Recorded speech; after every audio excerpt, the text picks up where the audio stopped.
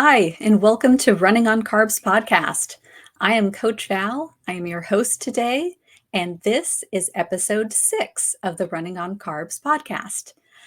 Today, we are going to talk about introverted running. Specifically, I titled this episode after my favorite mug. So, my favorite mug, if you're on YouTube, I will show you. It's piping hot. I just put tea in it, but it says introverted but willing to discuss running. I call this my favorite mug, but truly it's like my favorite mug and my most hated mug because the story behind the mug, I'll tell you really quick. The story behind the mug is that I found it on Amazon and I was so excited. I'm like, I was specifically looking for this mug and I was shocked to actually find a mug that said this thing. I've seen it on shirts before, but never on a mug. So I found it. I'm so excited. The mug was like 20 bucks, which is a lot of money for a mug, but I really wanted the mug. So I bought it. It took them over a month to send it to me because apparently it's custom printed. I get the mug. I'm super excited. I pull it out of the box. I'm like, oh yeah, look, I got my mug. I'm so excited. And I used it a couple times. And then one day, maybe I had it for a week or so, and I took it out of the dishwasher and I looked at it. And I noticed, if you're on YouTube, I'm going to show you, I noticed there was something wrong with the printing on the mug. It's missing the first letter of every word on the mug. And I'm like, wait a minute, I've never noticed that before. So I turned it around and I'm like, wait, it's properly printed on that side. It's misprinted on the second side. I was so disappointed. So I contact the company through Amazon, and Amazon's, they're not going to help me because apparently it's a private seller. So they kept pushing me to contact the seller. So I contact the seller and they answer me back right away. I'm like, hey, I want another, mug, please. It's misprinted, because they said, do you want a refund or you want another mug? I said, I want another mug. Okay. And then I hear nothing. I don't get a confirmation. I don't get another, message. I don't get anything way to actually get the mug. So I think, okay, they're going to send it to me. So another month and a half goes by, reach out again. They don't respond. I go through this for like 3-4 months, something like that, back and forth with no response. I finally just gave up on this stupid mug. I mean, they just totally ghosted me. Every once in a while, they'll reach back out if I send a message, and they'll do the same song and dance. And I'll say, I want another mug. And then they go dark. It's like, why is it so hard to send me another mug? It doesn't cost them 20 bucks. It costed me 20 bucks. But so anyway, that's why it's one of my favorite mugs and also my least favorite mug, because I have that annoying story of a misprint and no help. So anyway, customer service, people, customer service. It's very important. But anyway, so I'm drinking of my favorite, least favorite mug today because we are talking about introverted running today. And I myself identify as an introverted runner. I have always been somewhat of an introvert, just kind of part of my nature. And it turns out that that's pretty common, that you're either an introvert or an extrovert. However, both people will have a bit of qualities of a little of each. So like in certain circumstances, you might be introverted, whereas in other circumstances, you might have a little more extroverted qualities about you. So what I did was I went out to the good old internet and I did a little research because I was curious, what are the differences between introverts and extroverts, and how does that relate to running? Because so many runners are either one or the other. They like to be solo runners or they like to be group runners. And it's definitely something I've noticed. And usually when you talk to one group or the other, or person who, prefers one type of running over the other, they're pretty secure in their decision and like their why for why they do one or the other. And they don't often cross over to the other realm. But I think there's a lot of value in doing a little of both. And so I want to talk to the I'm really quick about that word. I want to talk with the introverts today about why building community as an introverted runner is still vitally important to your running. So I do have a little presentation with slides.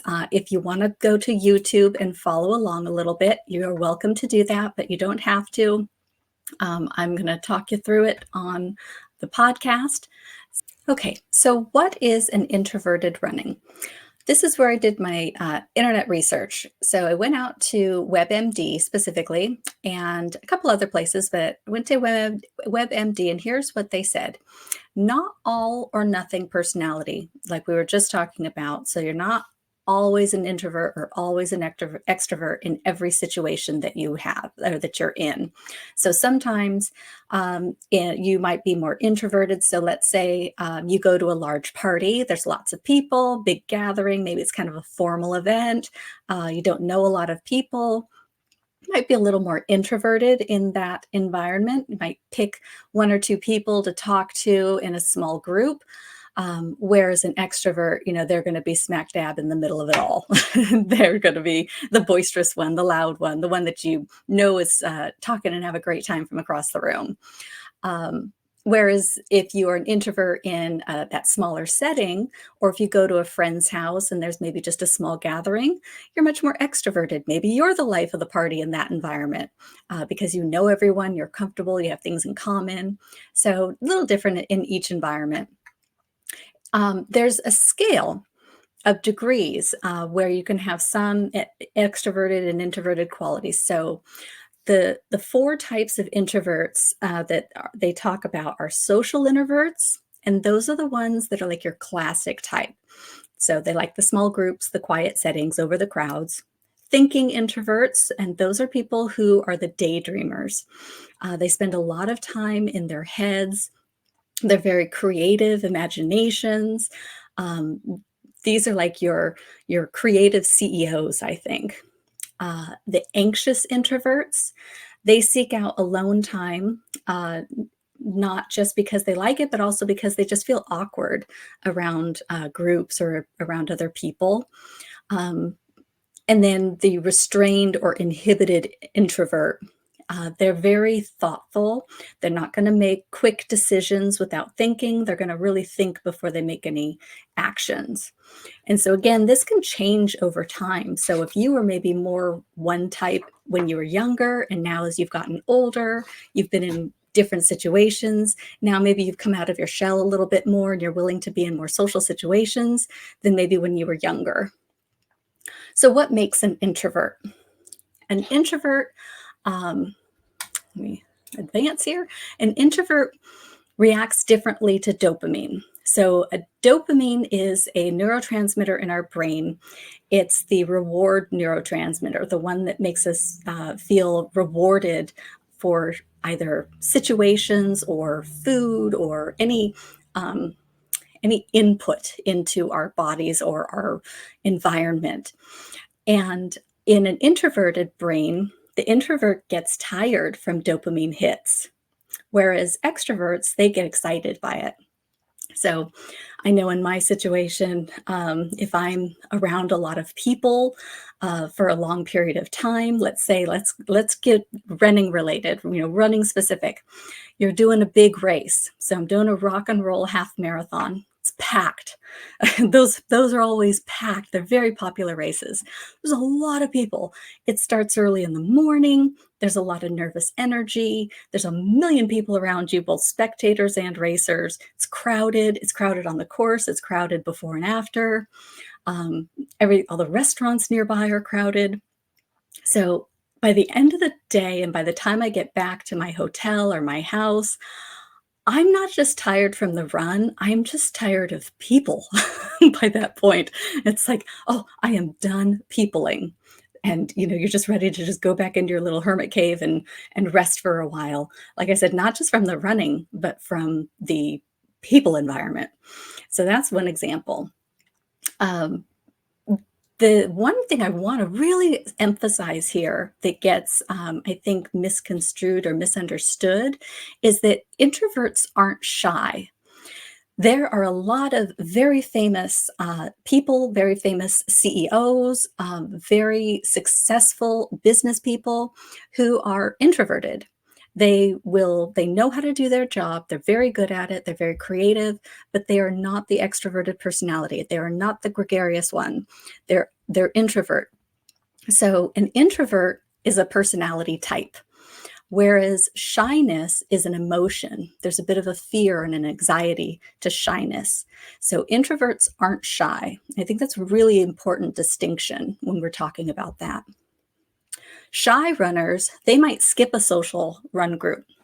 They might skip a race because of nervousness and anxiety, or a feeling of awkwardness. Whereas a introverted runner, they might skip a race and not run in social groups, maybe because of just a preference of being alone, or being in a small group. So here's some famous introverts. I listed off a couple. So Albert Einstein is the most famous introvert that I think most people know the name of. J.K. Rowling, the author of the Harry Potter books, she is also an introvert. Bill Gates is an introvert, Rosa Parks, and Michael Jordan.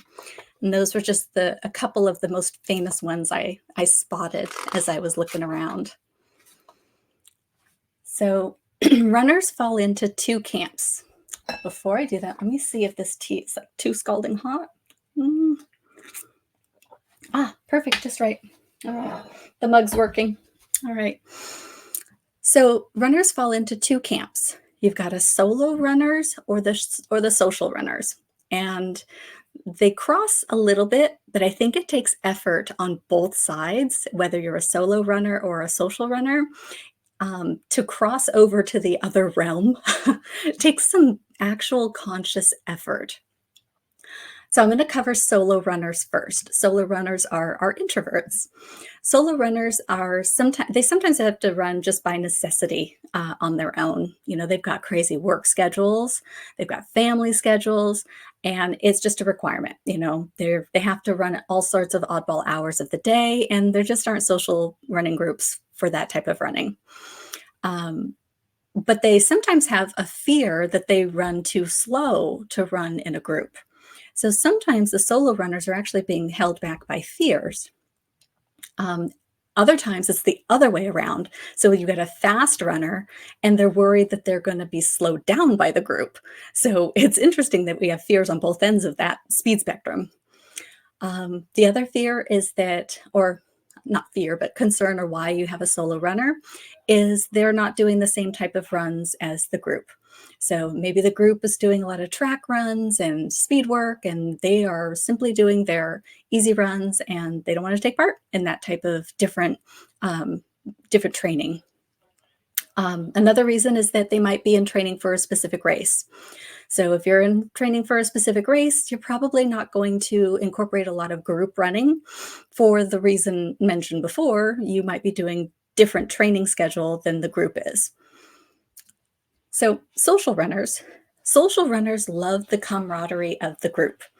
So that's where they find their friend group. That's where they look forward to going during the week, on the weekends, whenever their group meets. They plan races with the members of the group, so they have a common training goal. I was listening to a different podcast this morning, and one of the ladies on there, the guests that they had on there, she said that she found a running group that was going to be doing the training for the same marathon.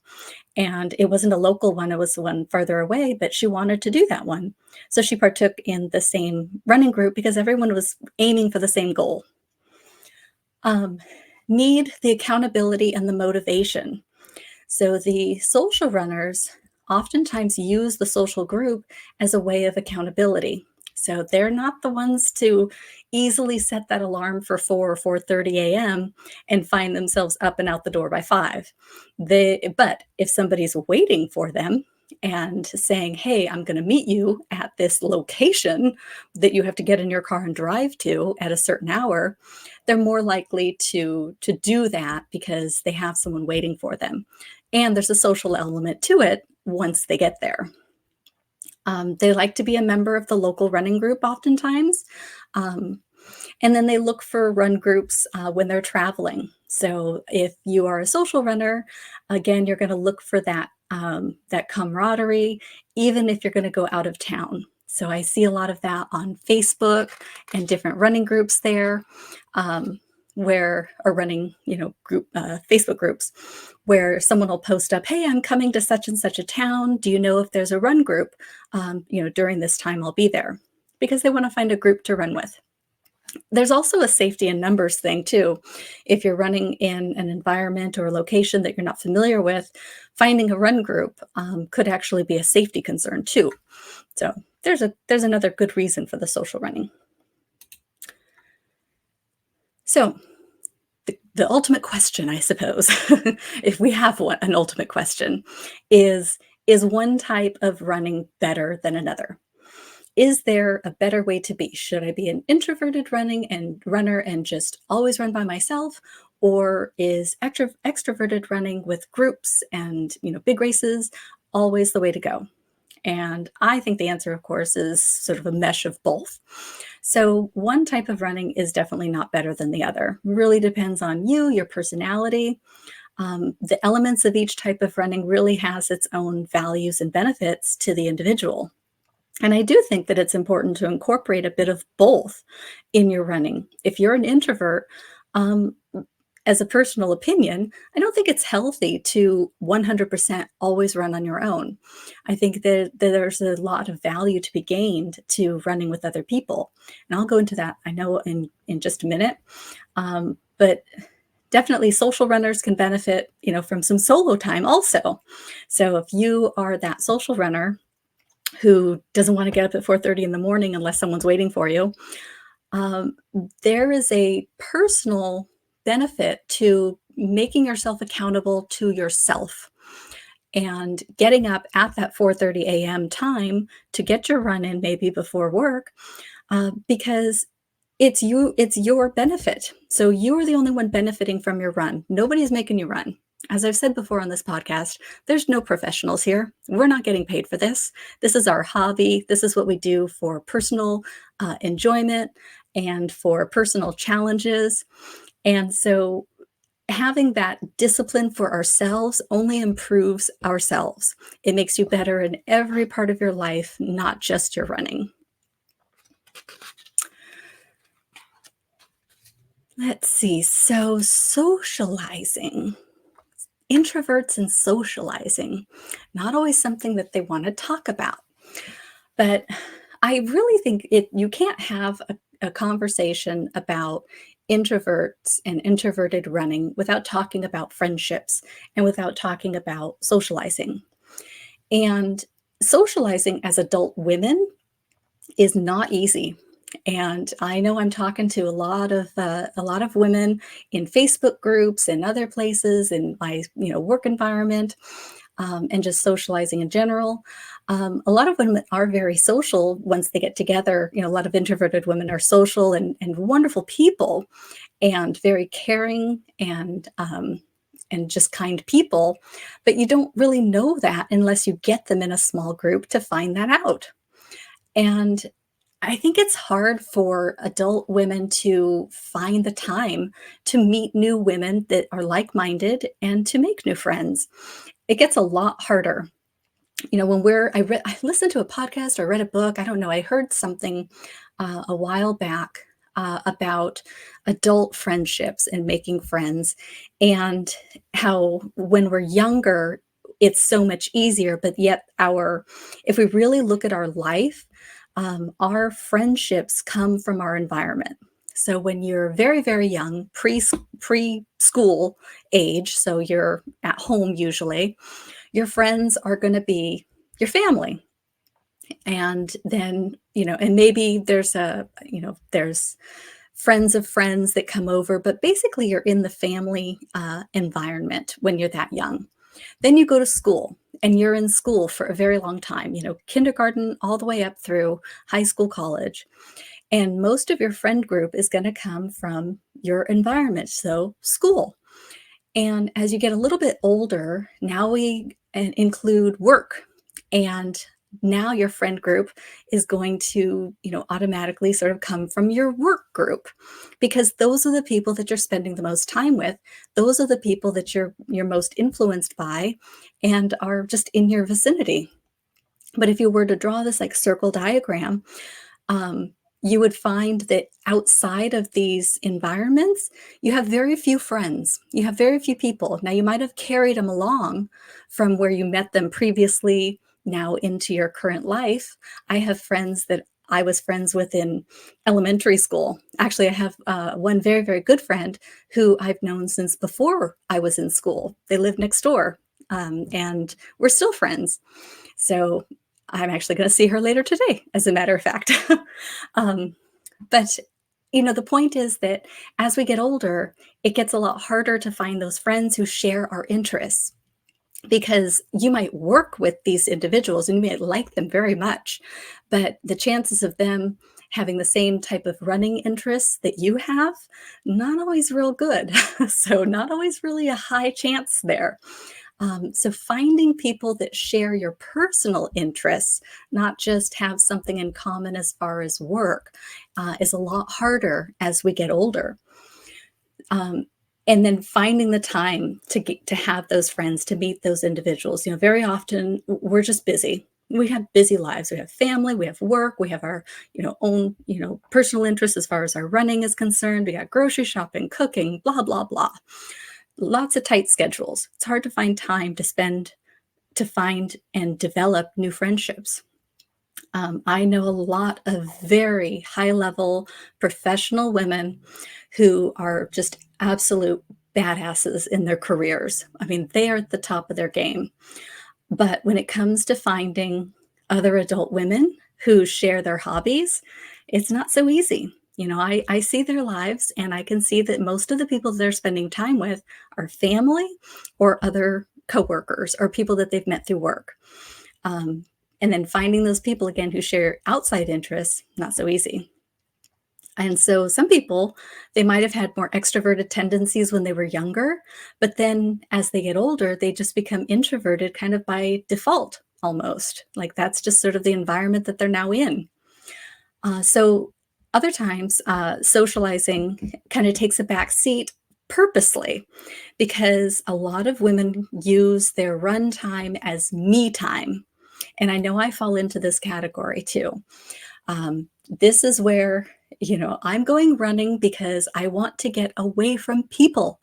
I'm done peopling for an hour or two.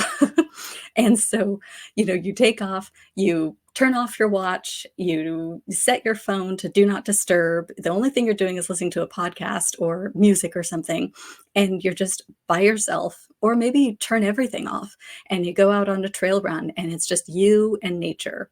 And so that's their me time. That's their time to get away from responsibilities, obligations, family, people wanting you. Another reason why women maybe aren't socializing very much is just, again, going back to schedules. Their training often just takes place at these oddball extreme hours of the day. They're getting up at the 4:30 in the morning to get their run in so that they can get ready for work, get to work on time, have their work day, come home, take care of the family, kids, cook, blah.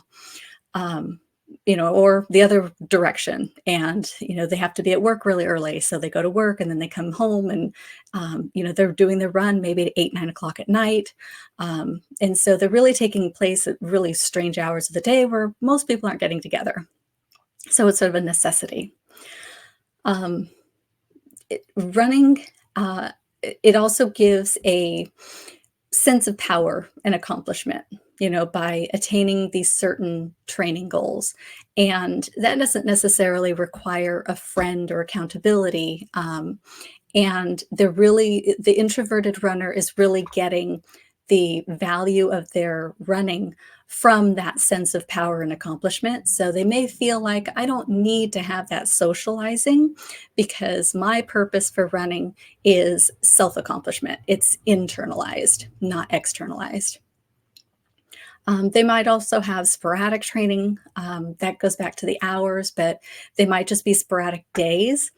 I recently posted up on a Facebook group of other women runners and asked the question just more out of curiosity and asked them, what sort of work do you do and how do you fit in your running? And that question took off. So many ladies jumped in and shared what they do for work, or work inside and outside the home, just how they feel their day, basically. So over 100 people responded to that question and chimed in to say how they're feeling their day. And a lot of these ladies had some really crazy, hectic schedules. There were a lot of nurses, I noticed, a lot of women in healthcare, a lot of women in teaching roles, which could be very early hours in teaching.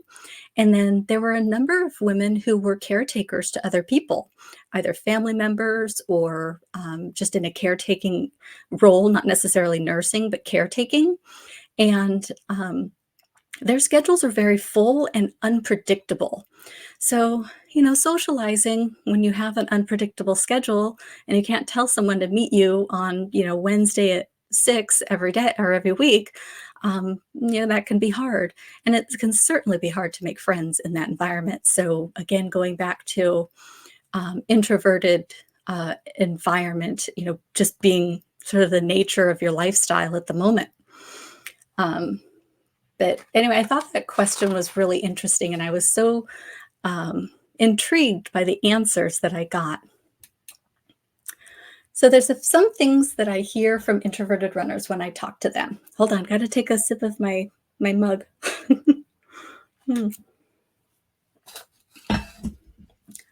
So what I hear from other there I go again. I don't know why I just want to shorten that word so bad. What I hear from other introverted runners is that they're around people all day. So I'm going back to the peopling thing. So lots of demands on their time, lots of demands on their attention. So they just want to get away. These are the reasons why some runners choose introverted running as opposed to social running. Running, again, is my me time. I could be alone with my own thoughts, nobody else's thoughts, just my own. This I hear quite a lot. It's my therapy. It's how I clear my headspace. That's a big one. I see that everywhere on, groups and conversations, that running is my therapy. If I couldn't run, I'd go crazy. Boy, I've got a story on that one. But so they turn off all the notifications and, do not disturb. Turn on a podcast or audiobook. This, again, I got to self-identify with this one here.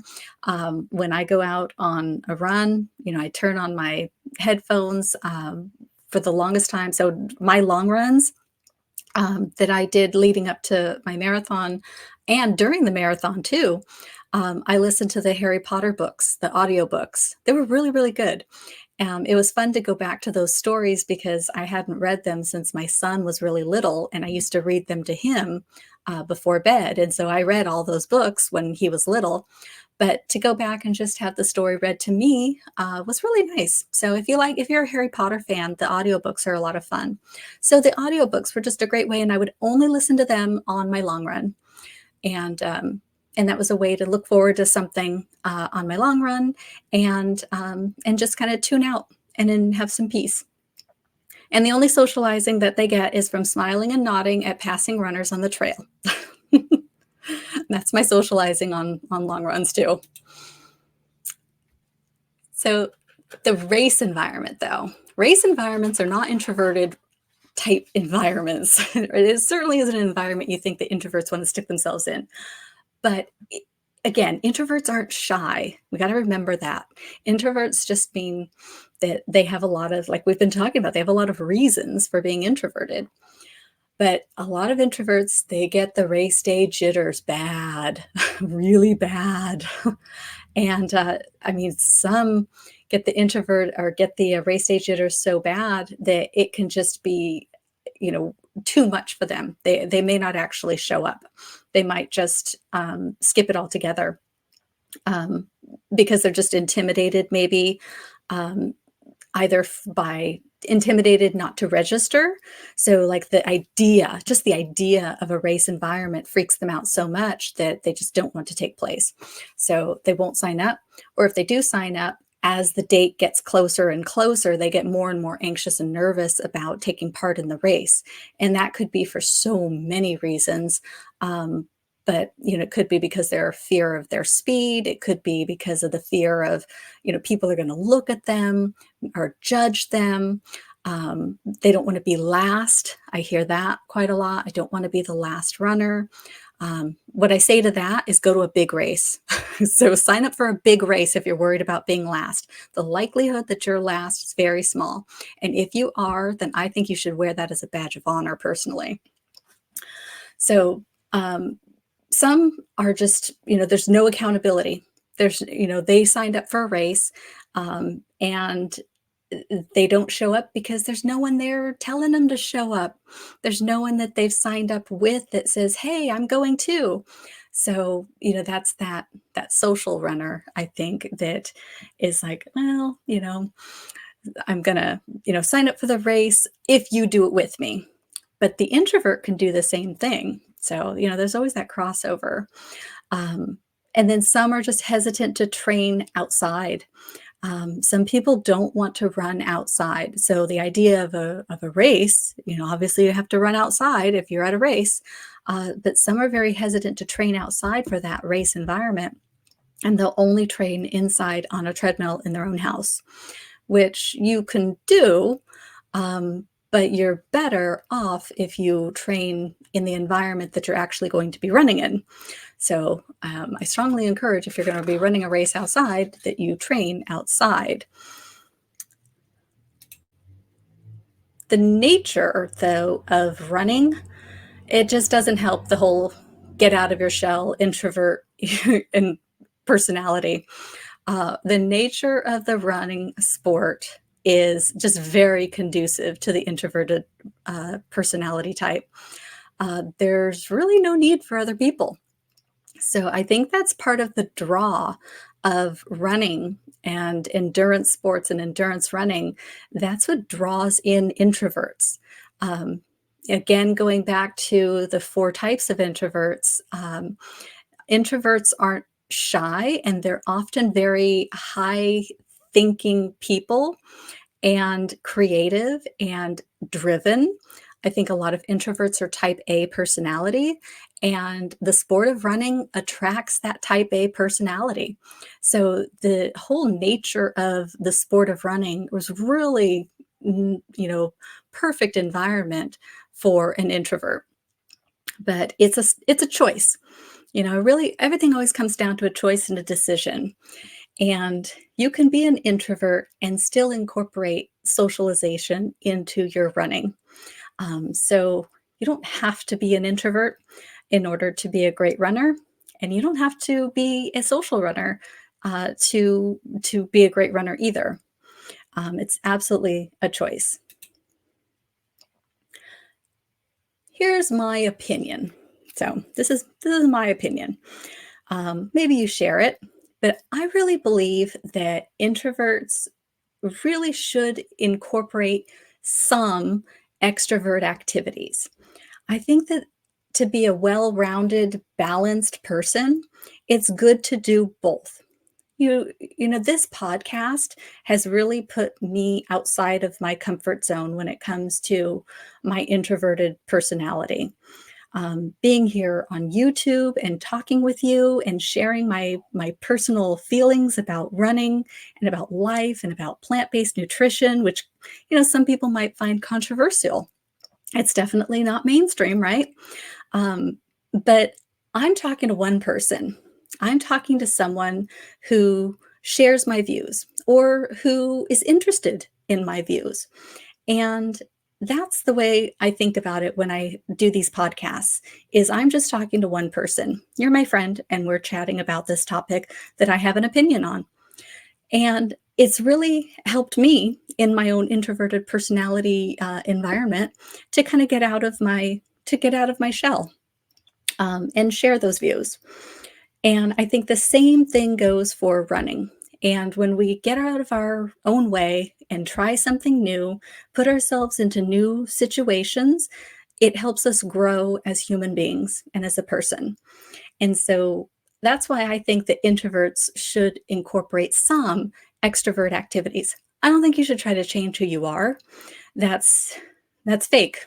That's just that's not realistic, and it'll be out of alignment for you. So I wouldn't recommend that. But incorporating some social running into your introverted running, I think that there's a big value in that. It's good for your soul. It makes you a better human being. And it reminds us that running is fun. It's not all about the training plan. As much as I love a training plan, oh boy, do I love a training plan. I like to make training plans. I like to analyze training plans. I like to create them for other people and help them achieve goals. But in the end, and my number one coaching philosophy is that it has to be fun. And if it's not fun, why are you doing it? Do something else that's fun. If it's not, there's other ways to exercise, there's other ways to stay fit. So remember that running is fun. And I think that doing some extroverted activities like some social running helps remind us that running is fun.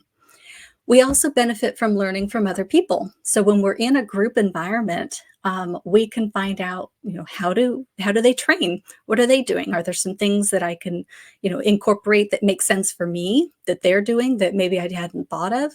We learn from each other. We can also find out about other people's running journeys. I love hearing other people's stories about how they came into running and how they incorporated into their life, which is why I asked that question on Facebook. I'm just curious. I just want to know about other people. And then tips on gear.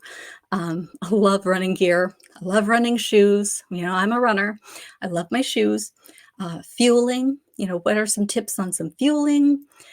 And, just general life interests, just people, finding out about others. I think there's a lot to be had for that. It also mixes up the training and it gives you something to look forward to. If you're going to be a part of a group on the weekend, it gives you something to look forward to during the week when you're running on your own.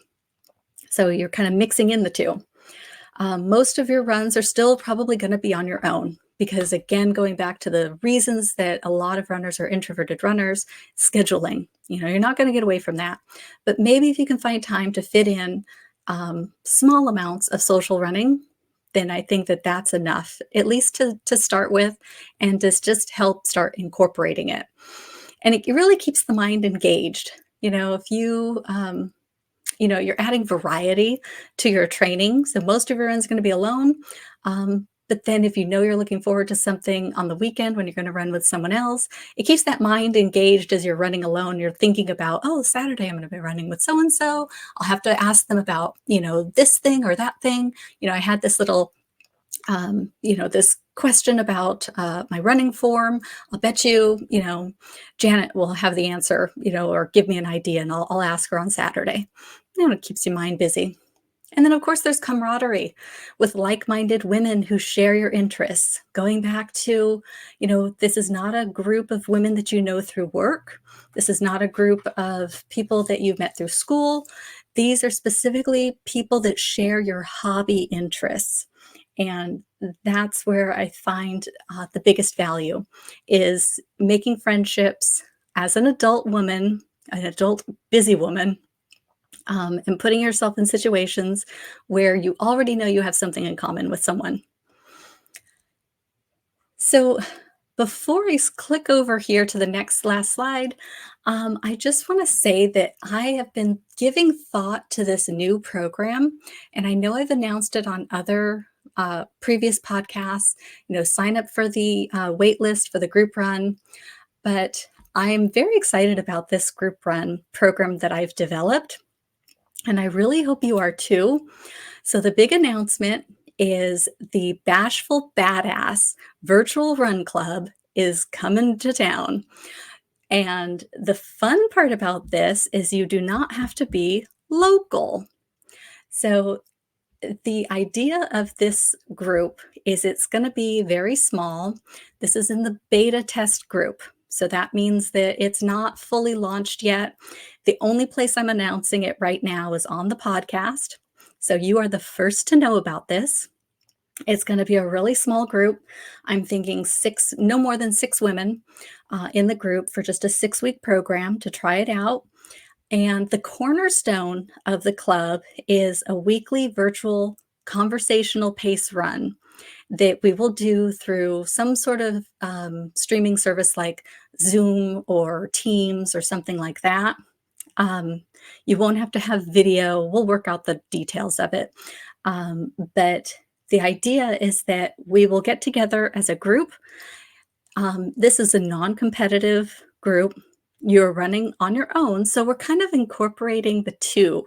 We're incorporating the solo run and the social run at the same time because of the benefits of both. Number one, you're scheduling, and number two, the social aspect. We will put a time together because the idea is that we're all together at the same time. And you can run from anywhere in the world. You can do it on a treadmill, you can do it outside, whatever you want. You can run at that time. But this is really aiming for women who want to do conversational pace run so we could talk to each other. It will help you stay in zone 2, and that which is a big challenge for runners. That is like the hardest part is, how do I know if I'm conversational? I'm running alone. I'm a solo runner. And you try to talk to yourself, it's just kind of weird. And it doesn't always work either. So this will help keep you in that conversational pace, building mitochondria, building endurance. It's really meant to be in between training programs. So if you are in the middle of training for a race, probably not the time to join the beta group. This is really for a 6-week time frame that you aren't training for a big race, where you want to take part in more of a social group, doing conversational easy pace runs during that run. And this is the time to get in on the ground floor. This program is in the beta group. It'll go up in price. Right now it's going to stay low. I don't have a price for it just yet, but it'll be somewhere, in a reasonable amount. And then you get to lock in your price. So whatever you come in at, when I put this group together, if you come in and you're one of the beta group individuals, you get to keep that price as long as you continue to stay in the program whenever it's announced. So you get the benefit of helping me put the program together and establish it, and take out some of the tweaks and kinks that I'm sure will come with a brand new program. So if you want to get on the wait list, you can click the link in the show notes, or just go over to Instagram and send me a direct message to running.on.carbs. Just send me the word Bashful, and I'll send you the link so you can sign up for the wait list. And then once I have those finalized details, I'll send them to you. And if you're one of the first 6 to sign up in our 6-person group, then you get to lock everything in, and you will be the first to be in the Bashful Badass virtual run club. So looking really forward to that. I'm excited about it because as an introverted runner myself, to be with another group of people during this, kind of hybrid run club. I've seen other run clubs where they, kind of track your time and things like that. I don't want to do all that. We all run at different times, but we all should be running at conversational pace. And that is a key thing, that a lot of women are going too fast and they are not staying in that zone. So if that is a challenge for you and you have trouble staying in that zone, this could be a really good program for you to teach you how to find that conversational zone for yourself. And you can practice that with the group every week for 6 weeks. So anyway, there's our episode today. I am so glad that you joined me today. And I'll put that slide back up so that if you still need the info, you can get it if you're on YouTube. Otherwise, the show notes have it. And I will see you on the next episode of Running on Carbs podcast. I am Coach Val, and I'm here to say, run your best life ever on carbs. See you next time.